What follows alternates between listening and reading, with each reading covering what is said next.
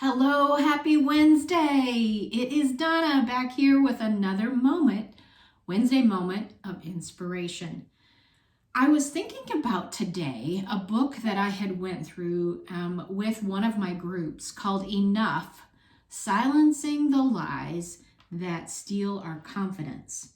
And one of the lies is that women think they're ugly or not pretty.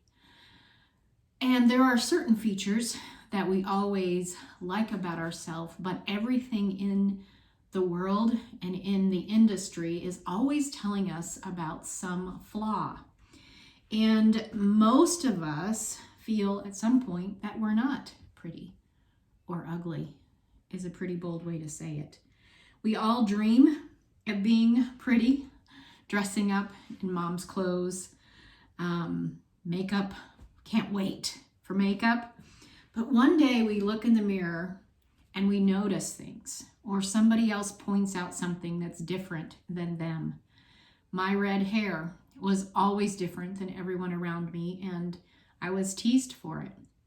My brothers made fun of different things about my facial features, and none of that is fun, and every one of us have experienced it.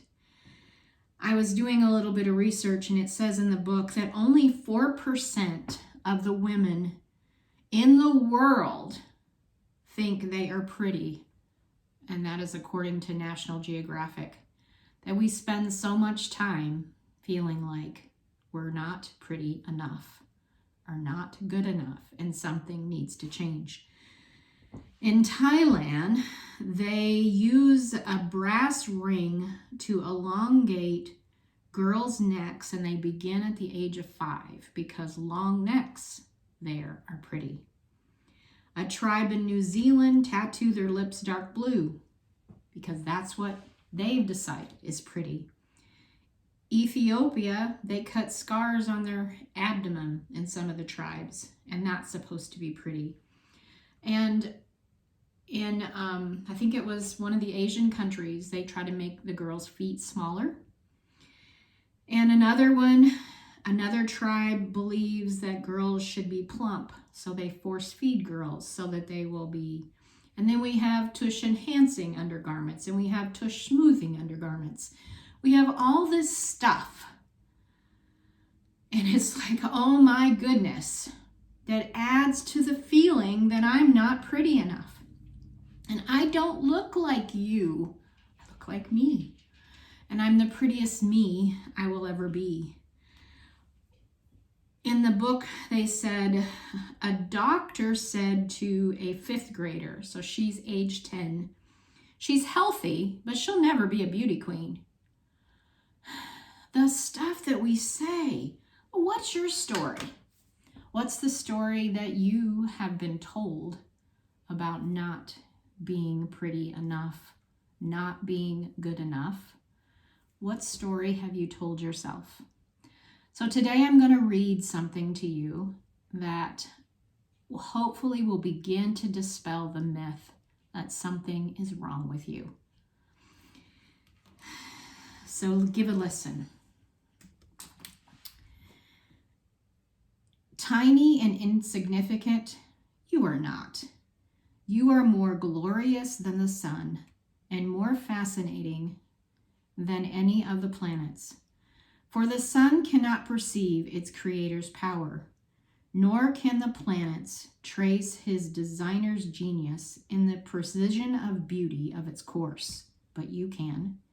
You are part of the insurmountable fraction of creative things that have been granted the incredible gift of being able to perceive the power and genius of your God. And to you, and only you, is given a wholly unique perception and experience of God's wholly grand phenomenon.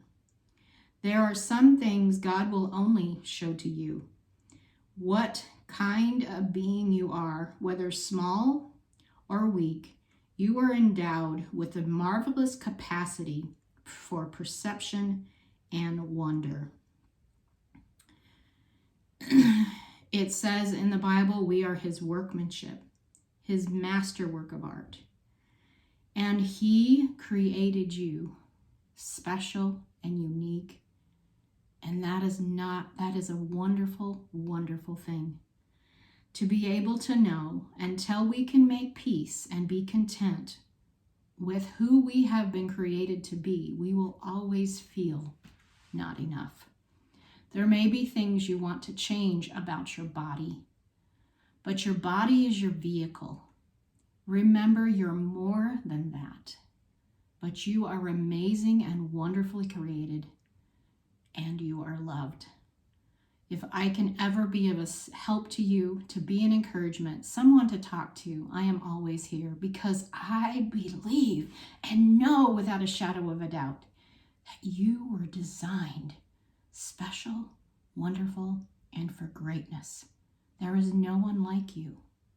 God speaks to you like no one else. He has things for you to do that no one else can do. So I hope that is an inspiration to you. I would love to chat with you if there's anything else I can do. And until next Wednesday, have an amazing week and live and love vibrantly. Bye for now.